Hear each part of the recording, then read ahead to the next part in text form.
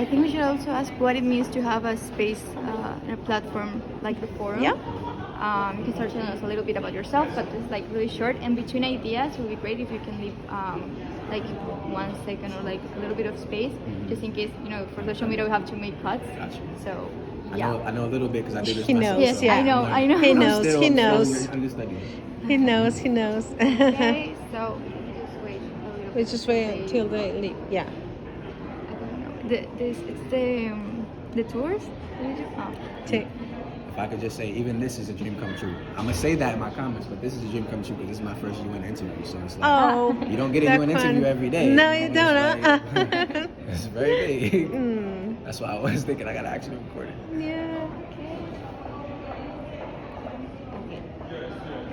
Great, DaQuan. So, maybe you can introduce yourself and tell us a little bit about your story and the relevance that this platform has for you.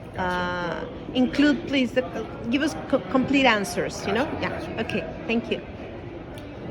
There we go. Greetings, DaQuan Lawrence here, currently a African Studies Ph.D. student at the Mecca, Howard University, based in Washington, D.C.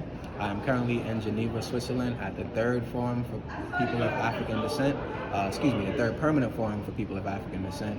And I'm a native of Harlem, New York. I had come from humble beginnings. Both of my parents were teenagers when they had me, and fortunately or unfortunately, I grew up in the foster care system. And since then, my interest in public policy was spurred by my interest or my experience, in poverty in New York City. Being a New York native, I've always been aware of the United Nations, and it's been my dream to work for the United Nations. Currently here as a delegate at the Permanent Forum, and I think this is the perfect mechanism, at least to get the conversation started, to talk about human rights for people of African descent.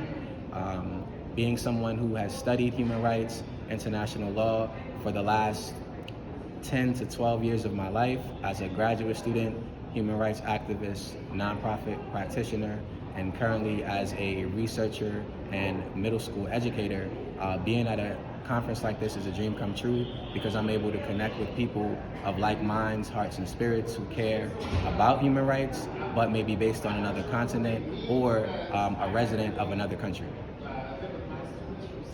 Great.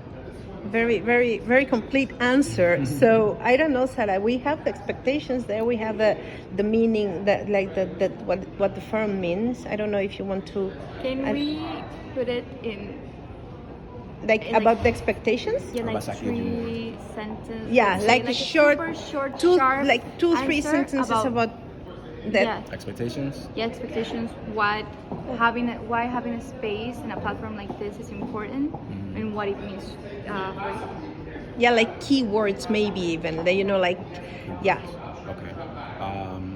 So my 3 sentences. Yeah, you don't have to stick it to it, but just like as sure as you Yeah. said. Yeah. Thank you. My expectations of this third forum, or third session, is for us to focus on the future.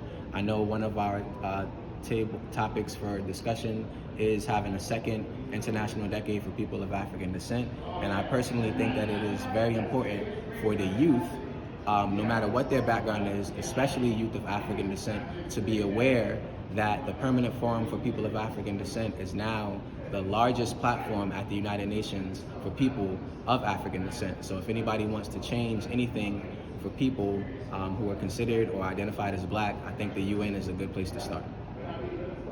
Okay.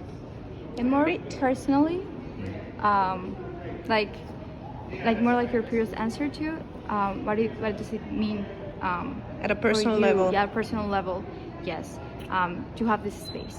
What makes you feel? If I'm being honest, this means everything to somebody like me, because again, as you know, it's usually a lot of trial and error, or you have to bump your head a lot before you find the right path for you. And I think personally being here, to be able to connect with hundreds and even thousands of individuals from all around the world, again, who are human rights focused, who are aware of the United Nations and aware of the impact that the United Nations can have, this is honestly a dream come true. to be here participating in the United Nations interview as somebody who's originally from New York, who has aspirations of working for the institution. Again, I cannot ask for more.